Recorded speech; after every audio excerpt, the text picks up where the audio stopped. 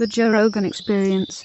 You know, I mean, I had this actor friend of mine. We shared a dressing room, and one day he came in, and he was great in the show. And he came in, and just his whole energy was dark. I was like, "You all right?" He's like, "I went down the rabbit hole last night. I just read what people are saying about me on the internet, and everybody thinks I'm terrible in this play." And I'm like, "They don't like your character. You know, like people are not so brilliant. You know, there's no geniuses out there chiming in on what a jerk you are at 3 a.m. Right. Okay. Right. So you don't have to take it seriously. But you know, it took him weeks to get his mojo back because he would step out on stage just imagining this chorus of hate. I had the exact same conversation last night with a famous comedian friend of mine. Really? I won't say his name, but he went down a Reddit rabbit hole the other night. I don't do it anymore. I don't do it. He goes, "I fucked up and I went down this rabbit hole." Don't do it. Don't do it. No good comes from it. And he was like, "They fucking hate me." I go, No. They hate themselves. They hate everything. There's no, like, Michael Jordan's not leaving Reddit comments. You know what I'm saying? Yeah. Like, these aren't winners.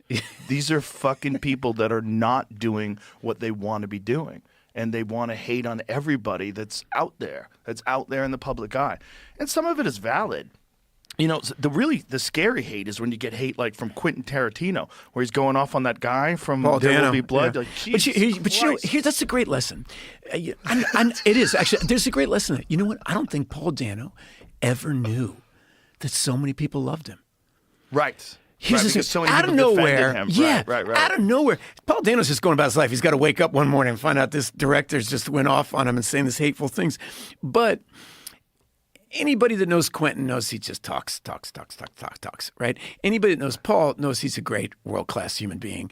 And, you know, and all this love for Paul's coming out. And it's a great lesson in that you don't have to worry about the negativity that people send your way. You don't have to worry about it at all. Even from one of the greatest actors or one of the greatest directors of all time. Yeah, it's okay. Yeah. And guess what? I'm positive there are great directors that think I suck. I'm positive. Quentin at least says he just says whatever comes into his mind. I remember once I met some director, and I won't say his name, at a bar. It was a dive bar in New York. I sat up, and he's a really famous big shot director. He's sitting there, and he'd just seen my most recent movie. He's like, you were pretty good in that one. And in the comment was the subtitle underneath it was, "I have hated you for 27 years." It was so clear, you know. The hypnosis came through. Yeah, I mean, it was so clear. I was like, wow, well, no wonder you've never offered me a movie. And directors have opinions, right? They have super strong opinions. What do they have strong opinions about? Acting, right? And, he's talking about the movie he would have directed. Yeah, okay, he's not talking about Paul Dano. He's talking about something else. He's like you said about the thing. They're talking about themselves.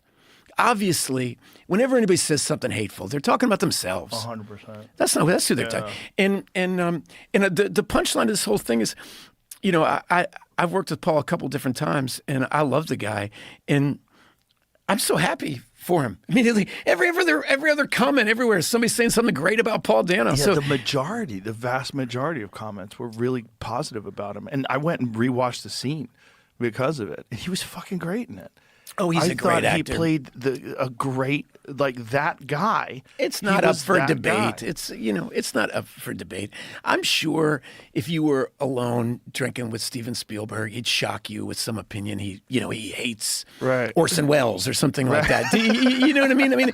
Right. We wouldn't be a good director if he wasn't opinionated. Of course. It doesn't mean he's the truth. Of course. It's just the opening up your vulnerability to the masses in the most trivial and flippant ways of commenting, which is like leaving a comment on a YouTube video or something like that. It's just not wise. It's not good, especially if you actually let it get into your psyche and you take it in as real.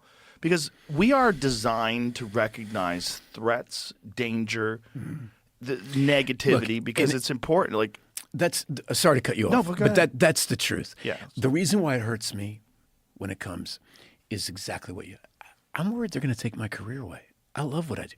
If I do a big movie and I really work hard, and the New York Times or the LA Times says he sucks, I don't really care about that critic's opinion. Yeah. I care is this going to stop me from doing what I love? Because I know it's fragile. I know that there are a million talented people, right? I know that. I know that I'm lucky. I know that I'm fortunate. So it is scary. It is a threat, right? I mean, but it is. But you got to get tough. I'm sorry I cut you off, and I didn't really have a good point. It's But fine. you know what I mean?